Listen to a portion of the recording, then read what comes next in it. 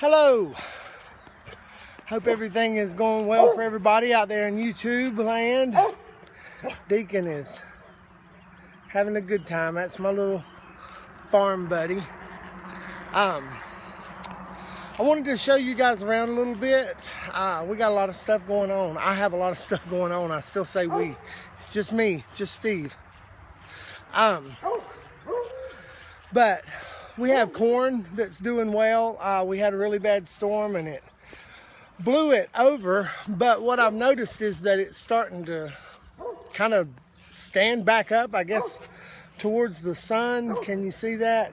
I mean, it just really made a mess of the corn, but I've got a bunch of ears that are going good.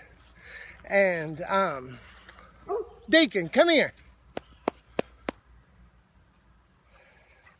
Sit.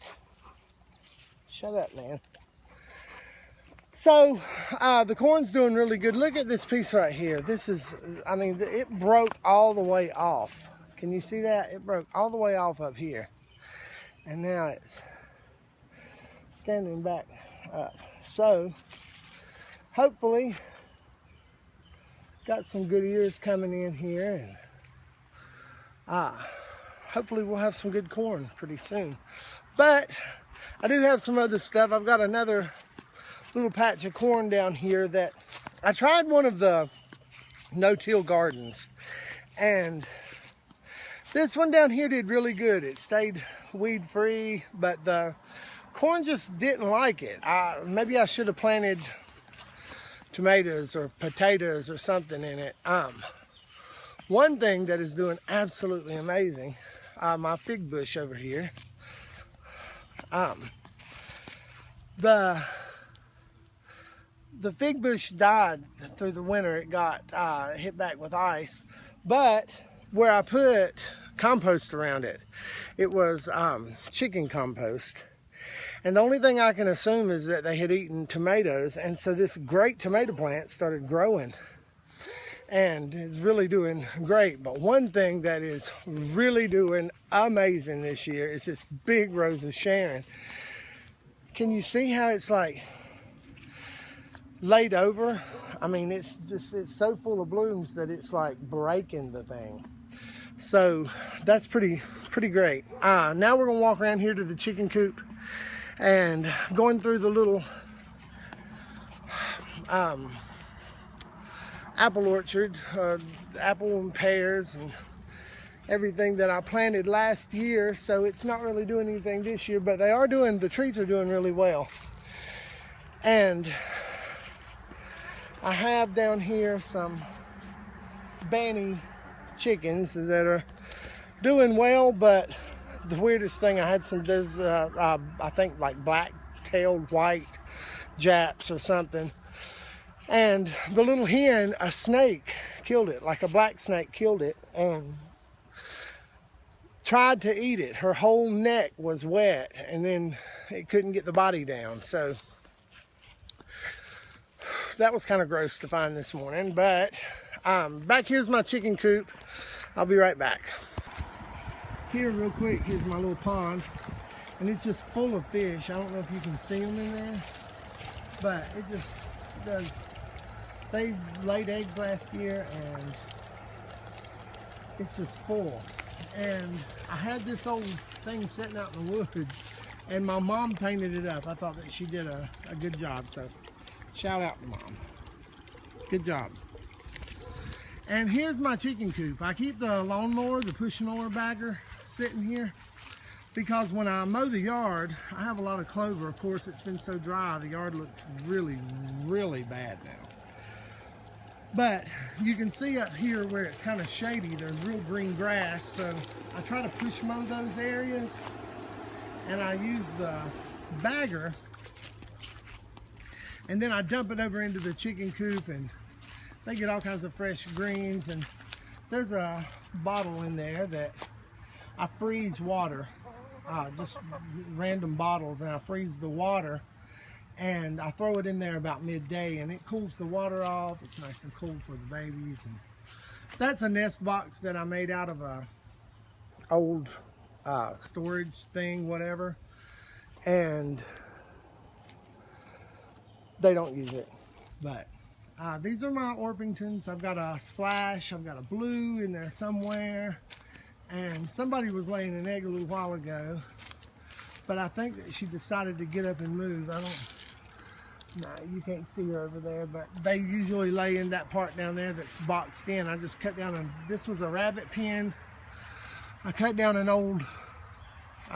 the old pallets and made them a little house over there for the winter. They get in there. I've only got 7 birds in here now, but I just took an old board that I had and tacked some little pieces of a branch onto it so they can walk up it. But that's my big old rooster, and he's doing real good. Everybody's doing real good.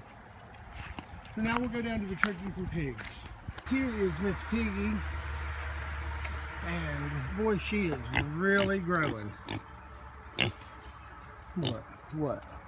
You're walking in your food, and your water's nasty, and you've made you a little thing here. She's wagging her tail. She's wanting a petting. You wanting a petting, little girl? You want your belly rubbed? Oh yeah. Sketch. Been wallering. She's been wallering. She's covered in mud, and she had some cantaloupe this morning for breakfast. She really liked that. This is a small pen. This is just something for her to grow in a little bit, and we move it so she can root.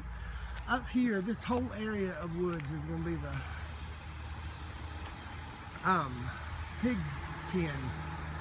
And yes, I know it's going to be right beside the house, but I am trusting them, trusting her to stay clean. But down here's my turkeys, and they did lay eggs, and they started to try to raise them, and the chicks would get out of the pen, and then they would fly out to go and get the chicks. So the chicks didn't make it. So next year I'm taking the chicks away from them, and I'm going to incubate them. I just looked down at the road, and it looks like that our new refrigerator is here. Hey, for the new refrigerator. Deacon's barking. He's letting me know somebody's here. I like my buddy. He's a good alarm, real good alarm. But that's kind of what I've got going on right now. I've got some red sex-link chicks that are going to be coming in the end of the week. And went to Sunset Feeds in Winston-Salem and bought a ton of GMO-free feed with cottonseed, and it's got some cornmeal, and it's got all the minerals and salts and everything. A ton for $230, which I figured it up, and if I bought the feed from Tractor Supply, it would cost me like $600. So just a quick little tour. The tomatoes are doing great. Squash is doing great, but I'll show you guys that another time.